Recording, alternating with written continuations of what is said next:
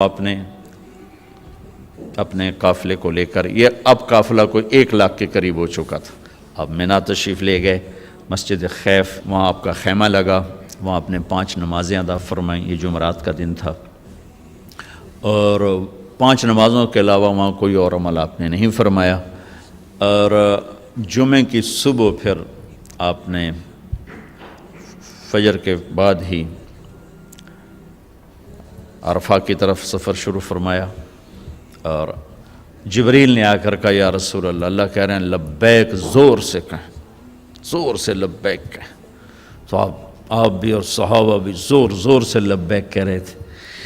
پھر وہاں آپ کے لیے سرخ رنگ کا چمڑا، اس کا خیمہ لگایا گیا تھا، وہاں جاتے ہی آپ نے بیٹھ گئے، آرام کیا زوال تک، اس کے بعد آپ نے اٹھ کے غسل فرمایا، پھر بلال سے پوچھا زوال کا وقت ہو گیا؟ کہا جی ہو گیا، پھر آپ تشریف لائے اور آپ نے خطبہ دیا۔ اس کے جو بڑے بڑے عنوان ہیں وہ میں دہرا دیتا ہوں۔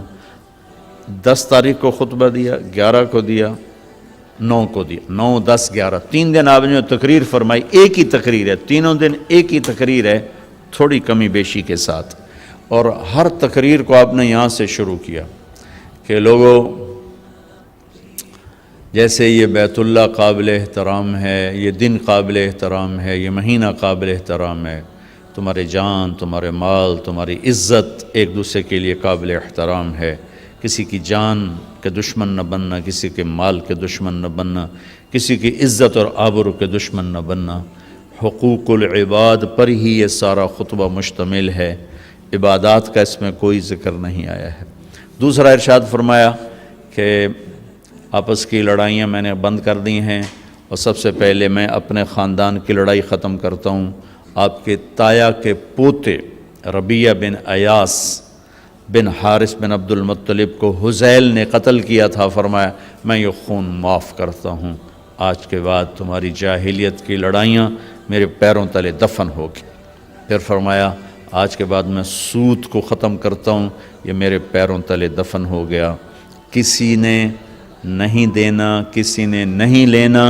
تمہارے لیے تمہارا اصل مال ہے، سود میں نے حرام کر دیا ہے، اور سب سے پہلے میں اپنے چچا عباس کا سود ختم کرتا ہوں۔ عباس رضی اللہ عنہ پورا بینک تھے، پورا بینک، ان کا سود اتنا تھا جیسے آج کل کے بینکوں کا سود ہے، اتنا بڑا سود کا نظام تھا۔ یہ میں نے ایک عرب سے سنا ہے، پڑھا نہیں، سنا ہے کہ حضرت عباس نے فرمایا کہ میرے بھتیجے نے میرا سود ختم کیا ہے، میں اصل بھی ختم کرتا ہوں۔ اس پر اللہ نے ان کے خاندان کو 524 سال حکومت عطا فرمائی۔ 132 ہجری سے لے کر 656 ہجری تک حضرت عباس کی اولاد نے حکومت کی۔ یہ اس قربانی کا صلہ تھا جو انہوں نے سود کے ساتھ اصل کو بھی معاف کر دیا، کہ میں سود ختم کرتا ہوں۔ اس کے بعد آپ نے ارشاد فرمایا کہ میں عورتوں کے بارے میں تمہیں خاص طور پہ نصیحت کرتا ہوں، وصیت کرتا ہوں کہ اللہ نے ان کو کمزور بنایا ہے، ان پر زیادتی نہ کرنا، ان پر ظلم نہ کرنا، انہیں ذلیل و خوار نہ کرنا، ایک بول پر اپنی عزت تمہارے حوالے کر دیتی ہیں، ساری زندگی تمہارے در پہ گزار دیتی ہیں، تو ان کے ساتھ برا سلوک نہ کرنا، ان کے ساتھ بدتمیزی نہ کرنا، اس کو خاص طور پہ اپنے ارشاد فرمایا۔ پھر ارشاد فرمایا کہ امانت میں کبھی خیانت نہ کرنا، امانت میں کبھی خیانت نہ کرنا۔ پھر ارشاد فرمایا جو کسی کی ضمانت اٹھائے گا پھر اسے وہ ادا کرنی پڑے گی۔ سکھیرا صاحب نے میری ضمانت اٹھائی، میں وہ کام نہیں کر سکا تو اب سکھیرا صاحب کے ذمے ہو گیا، ان کو کرنا پڑے گا۔ والزعیم غارم، اور کسی سے کوئی چیز مانگ کے لو تو اسے واپس کرنا ضروری ہے، اسے واپس کرنا ضروری ہے، امانت میں خیانت نہ کرنا۔ اور اگر دنیا کو سامنے رکھ کر چلو گے تو ہمیشہ تم منتشر رہو گے، آخرت کو سامنے رکھ کر چلو گے تو ہمیشہ خوشباش رہو گے، تمہاری زندگی مطمئن رہے گی۔